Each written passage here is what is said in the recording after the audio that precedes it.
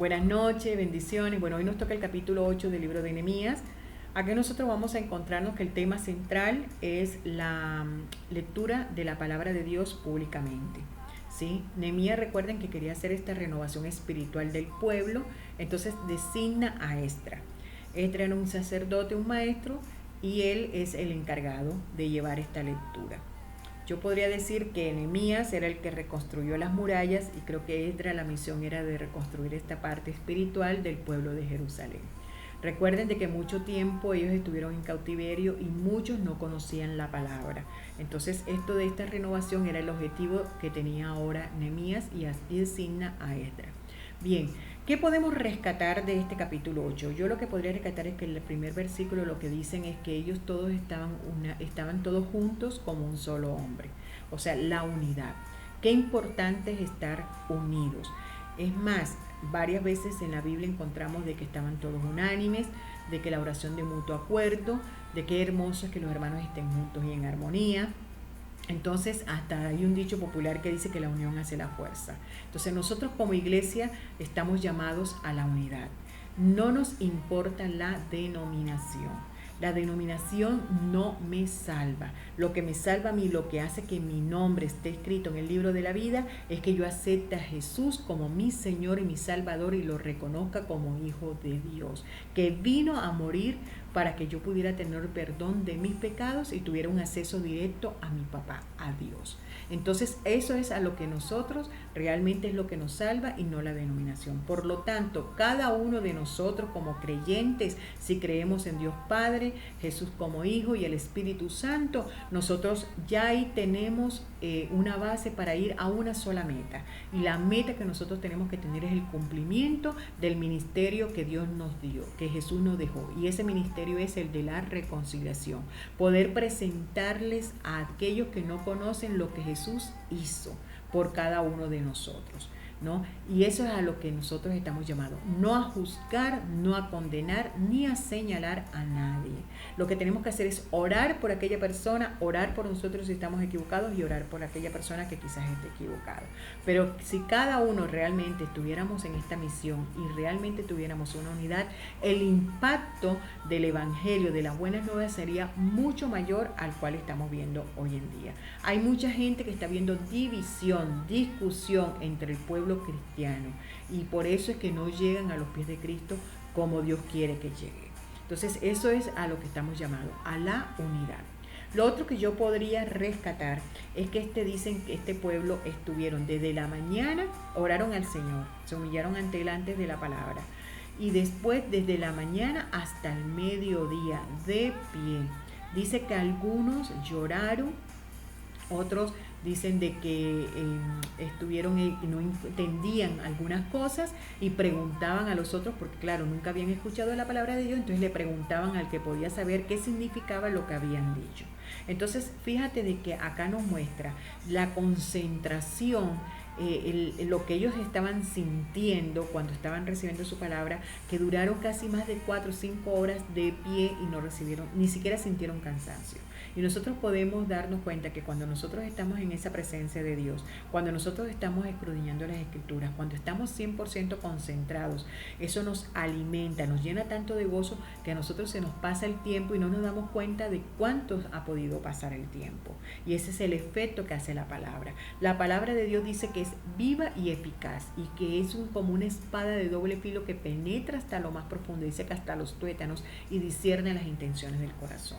Por lo tanto, aquí nosotros podemos ver que quizás este pueblo, algunos estaban llorando porque estaban siendo confrontados con la palabra. Podía quizás estar sintiendo arrepentimiento, quizás alegría. Arrepentimiento por algo que pudieron ellos haber hecho y no remordimiento. Arrepentimiento por algo que ellos habían hecho, pero ellos sabían que tenían un Dios, que ese Dios perdona nuestros pecados y lo echa a lo más profundo de la mar. Por lo tanto, si nosotros lloramos, que no sea de tristeza, porque sabemos con alegría que si nosotros pedimos perdón por nuestros pecados, Él nos los perdona y ahí lo echa a lo más profundo de la mar y no se vuelve a acordar de ellos, ¿sí? de alegría, de saber también de que tenemos promesas y que Dios hizo maravillas, prodigios con el pueblo. Óyeme, qué alegría de nosotros ver las maravillas que hace el Señor. Y el Dios sigue siendo el Dios de ayer, de hoy y de siempre. Dice que su mano no se ha cortado para bendecirnos. Entonces, que esas promesas de Él son en el sí y en el amén. Dice que su palabra, que cielo y tierra pasará, pero su palabra no pasará. Siempre permanece su palabra. Entonces, esas promesas, esas historias que están ahí, nos sirven a nosotros, nos funcionan a nosotros en este tiempo. Y es maravilloso quizás esa lección que nosotros podemos obtener de cada uno de las acciones de cada persona que participa en la Biblia, que sea una actitud negativa o positiva, vemos las consecuencias que tuvieron y eso nos sirve para que nosotros podamos aprender de eso, de lo que ellos tuvieron como vivencia. Entonces ahí está donde nosotros podemos, que si no conocemos la palabra, comenzar a escudriñarla y poder aprender de la palabra de Dios y que nosotros podamos entender qué es lo que Dios quiere decirnos. Y ahí es cuando nosotros podemos saber qué es como promesa que tenemos. Sabes, que no nos pase lo que le pasó a un hombre, que el hombre iba en un crucero y en ese crucero dice de que él se lo ganó y no tenía mucha plata. Entonces él se puso a pensar, no, el desayuno, el almuerzo y la comida deben ser muy caras, entonces yo mejor llevo fruta, ¿viste? Cuando hacen uno eso, frutas, jugos, llevar estas cuestiones y bueno, y ahí me ahorro lo que son estas 3 comidas.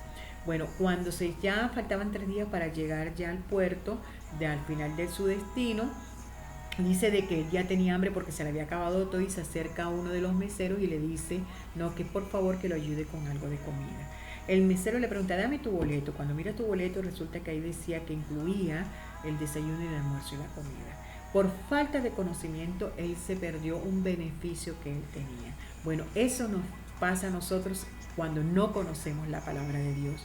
Nos perdemos muchos beneficios que nosotros tenemos ahí.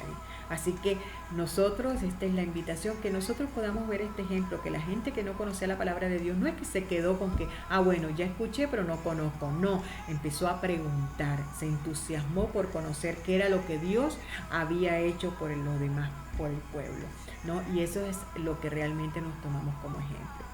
Lo otro que yo puedo ver es que después dicen que al mediodía, ellos dicen que lo despacharon para que fueran a comer, pero él les dice algo y le dice Nehemías, le dice, compartan con el que no tiene. O sea que ellos lo que habían recibido como enseñanza lo estaban poniendo en práctica, ¿ves? Y ahí es donde Dios también nos llama. Nosotros cuando aprendemos de la palabra de Dios tenemos que poner en práctica lo que aprendemos ahí y para también ayudar a nuestro prójimo. Hay una palabra de Dios que dice que si tu hermano va y te pide algo y tú tienes para darle, no se lo niegues y dile que me vuelva mañana.